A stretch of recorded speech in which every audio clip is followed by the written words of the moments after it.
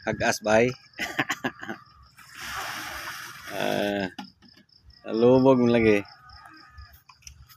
Okay, so good morning guys. Ciao. Ano tayo ngayon? Magpakain. First fertilization dito sa ating mga sitaw. Edad 6 days.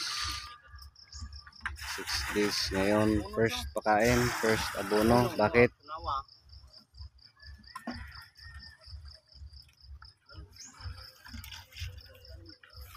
Bakit 6 days? Early tayo ngayon magpakain guys. No? So yung feeding guide dito, yung spraying guide, yung sa mga nagtanong, shout out. No? So kuha tayo ng tubig dito sa tab lang. Mga lumang tubig oh. Yung mga ipot yan dati. Tilaway ko no do. So tapos pakain tayo ngayon gamit yung Unique 16. No, so Unique 16 isang drum.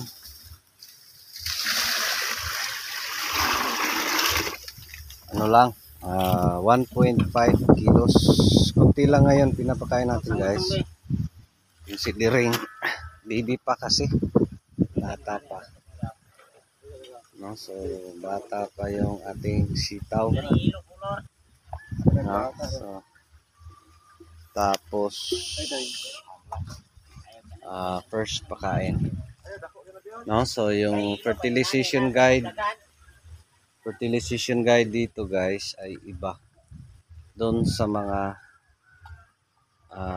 sitaw from scratch na yung beds ay hindi ampalaya beds. No, sa akin yung management ko sa sitaw, again para doon sa mga baguhan, itong pag-manage natin dito sa sitaw gagawin ko talaga kasi ampalaya beds, napakataba ng lupa, no? So kung makikita ninyo, marami pa yung ipot niyan, mga ipot yan, no?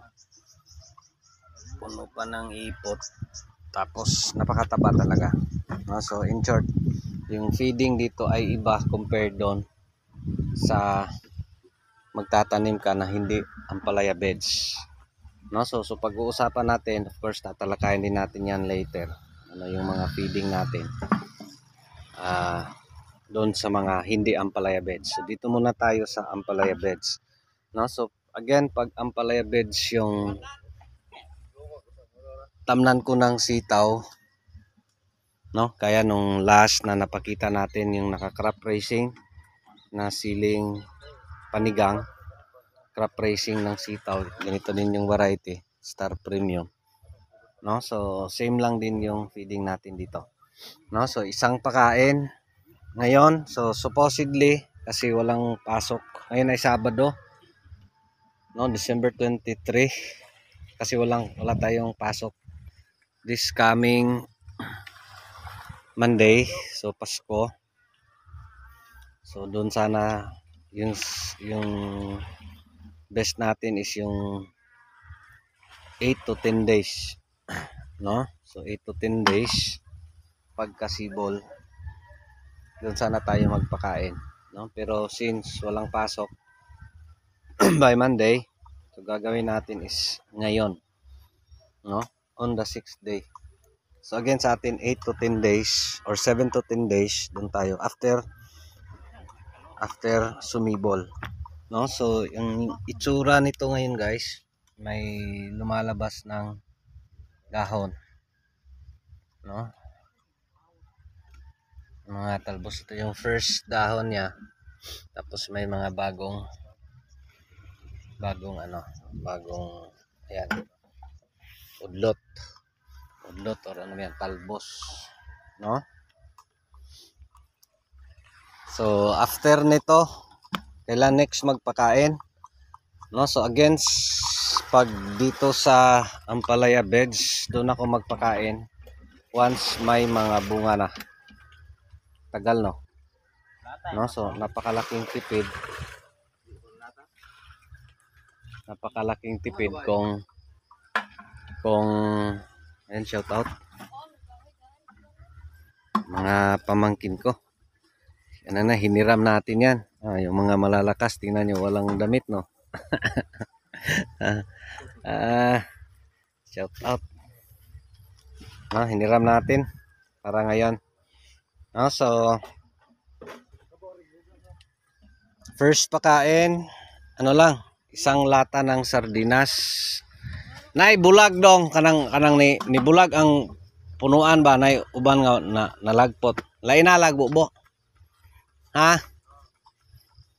Wala pa ni awas dito te.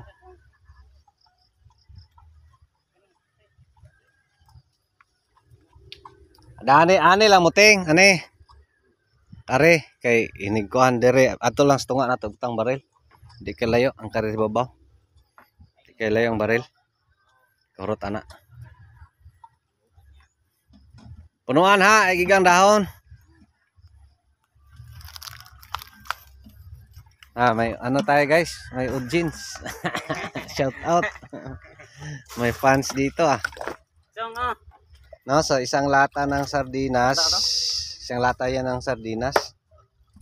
Direkta sa puno. No, so again dito sa sitaw may mga maputol. No? So yan yung fertilization natin.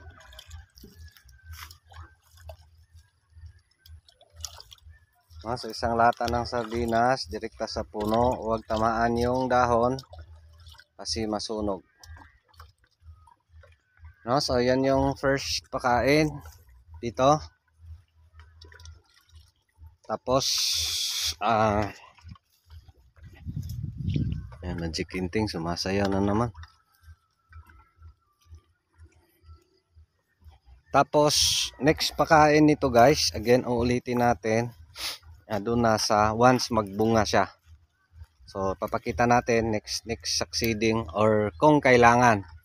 No? So again dito sa sitaw, careful ka doon sa pakain. No? Kasi pag masubraan din, pangit din yung kalalabasan. No? So yung pangungulot sa sitaw, doon tayo sa sakit. Yung pangungulot sa sitaw, kadalasan yan ay ang may gawa ay aphids. No, so ano ba yung pang-control natin sa aphids? No, so again sa atin is ngayon ay piniprevent natin na magka-aphids. So sa ganitong edad, considering ampalaya beds din, grabe na yung mga sakit sa ampalaya ay meron pa, lalo na yung mga uod. No, so dito yung pag-spray natin para sa aphids, pwede yung any mitomil, no? Pwede yung lanit, pwede mitomite, pwede MyTM. No, parang yung wild kid, parang ano din yung wild kid mitomil.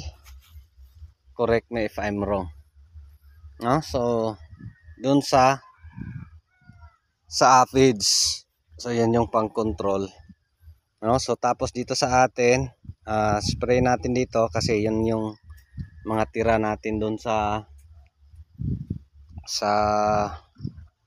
yung mga hindi naubos doon sa ampalaya. So ginagamit natin dito is alika pa lang. No, so tapos naka-spray na tayo ng 3 times nito. No, this morning nag-spray this morning kasi may mga uod. Yan tigok na. Yan. Pag may makita kang butas-butas, so chances niyan mga uod, no? So leaf miner, no, kung makita nyo ang mangyari niyan pag lumaki na, makikita nyo naging kalawang yung mga kinain ng leaf miner, no? Tapos doon papasok si fungus, no? So yan yung makikita natin na kinakalawang yung sitaw, no? So yan yung mga nakikita nating problema, aphids, uod, no? Of course meron ding mga ano dito kasi dating ampalayan, meron ding mga white flies pero hindi gaano siya mapektuhan, yung aphids lang talaga. yung sobra dito, no? Tapos yung spray natin sa uod dito, again the same lang sa ampalaya yung mga pinag-spray natin, no? Kung may mites din, yung any abamic din, yung gamit ko kadalasan dito is yung execute, no? Pwede white flies, pwede thrips, pwede mites. Yan yung pang-alternate natin doon sa Kotitso. No, so mixing natin doon is 20 ml per 16 liter. No, so yan yung gagawin natin pang-alternate. Tapos doon naman sa uod, yung Kotitso, pwede Prebaton, pwede rin yung gold. No, so yan ang yung kadalasan kong ginagamit. Besides dito sa sitaw, pag ma-control mo, yung mga ma-prevent mo, madali lang talaga. No, so isa din sa mga issues natin dito is yung maraming snails, kasi maraming damo, maraming snails. So naglagay tayo ng mga molluscides granules. No, so may na-learn din ako dito sa paggamit ng molluscides, no? Kung gagamit ka is huwag itapon sa puno kasi attractant sila. So pwede ka maglagay, next time na gagawin ko, ihagis ko na mas malayo, no? So para chances kasi makita nila yung tanim mo, doon sila bago kakain sa molluscides, no? So going back doon tayo sa abono, no? So again, yung pagpapakain natin ay wala pa kusge, agas ang tubig, teng. Wala nimo pa kusge? Pa kusge tidugaya ka puno.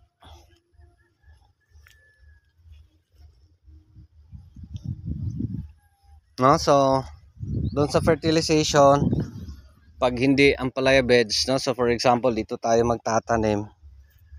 Ano to guys, di ko tinuloy yung mapansin nyo, wala kayong makikitang mais, no? Plano natin kasi dito is pang crop rotation. Sitaw tsaka mais sa gitna, so hindi ko tinuloy. Siguro kung magtanim man ako is konti lang, siguro 2 rows lang dyan din, kasi mahirap pagpasok. Tapos kasi may land prep ako, ito upo. So yung priority ko is yung talaga financial issue. So hanap tayo ng mga items, ng mga vegetables na may chance na malaki yung kitaan. Pero again, with God's grace and God's blessings pa rin, si Lord pa rin yung bahala. Pero again sa atin is meron tayong land prep na sayang yung building. Dito ko, tinabi ko na lang dito yung upo, tsaka dyan. So yung distance 2 meters, may 3 meters dyan sa baba kasi malayo. 2 to 3 meters yung distance ng upo. So may mga ipot pa tayo. Hindi pa natin na-mix. So gagawin kasi basal to. Gagawin namin mamayang hapon is i-mix yan. Diyan natin itatanim yung mga upo. Mga ipot layer. So maliban sa mataba yung beds, hindi natin tinanim sa gitna. Dito lang sa gilid kasi pag kailangang magdilig, lahat ng tanim dito sa itaas, no? Ito yung mga pinagbasal, ipot. Diyan natin itatanim. Doon 2 to 3 meters yung pagitan yung upo. Papakita din natin yan kung ano yung kalalabasan, no? So again, going back dun sa feeding, no? So sa atin dito sa sitaw, pag hindi ampalaya beds, yung pagpapakain natin ay weekly, no? So kadalasan tuwing maliit, unique 16. Kung wala sa area ninyo, pwede 16-20, pwede triple 14, pwede rin pag kailangan mag-add ka ng urea, no? Pwede ka mag 1:1 ratio, 1 complete, 1 urea, or hindi 16-20, 2 kilos, no? So starting 7 to 10 days, doon tayo yung first pakain. Next succeeding week, the same pa rin, no? So yan yung process natin dito sa pagpapakain sa sitaw, no? Tapos yung once may bulaklak na, so pwede na complete with potash, no? So yan yung pakain. Pwede ka rin mag 1826, 1846, no? Para mas marami yung sanga. Tapos once may bunga na, yung maintenance feeding natin ay complete plus potash, or mag-a-alternate ako complete plus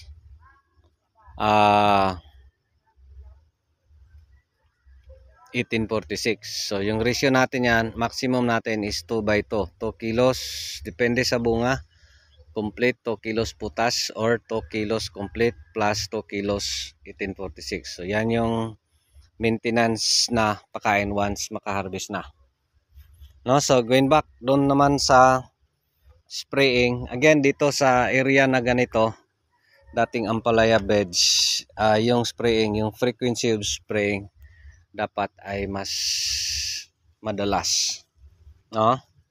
Bakit? Pag hindi, ang mangyari, ubos yung tanim mo, kasi sa ganitong edad kaya ubusin ni uod, no? So dito nga, maski ano tayo, every other day nag-spray, 3 times na tayo nakaspray, meron pa rin, no? Pero ang importante is yung main. So gagawin nito, mapansin nyo may butas-butas. So once lumaki, makikita nyo, oy, may kalawang, kasi doon papasok si fungus, yung mga leaf miner, mga uod sa ilalim. Ayan, tigok na, sinag-spray tayo ng alika, no? So yung frequency, once lumaki na, again sa atin, pag lumago na, case to case yung spraying, best pa rin yung 2 times a week yung pag-spray. Kasi so, doon sa gap na yon, hindi makapenetrate yung mga insects, no? So again, sana may natutunan kayo dito sa pagsisitaw. Again sa atin, ito yung tinatanim natin sa ampalaya beds. Itong ampalayahan natin ay twice na pinagtamnan, the same beds. Ito yung last, no? So tapos tanim tayo ng iba. So this time, sitaw plus upo, or siguro mag-add tayo ng konting mais dyan sa gitna. Tigda 2 rows lang. Puno na yung drum. No, so again, 1.5 kilos.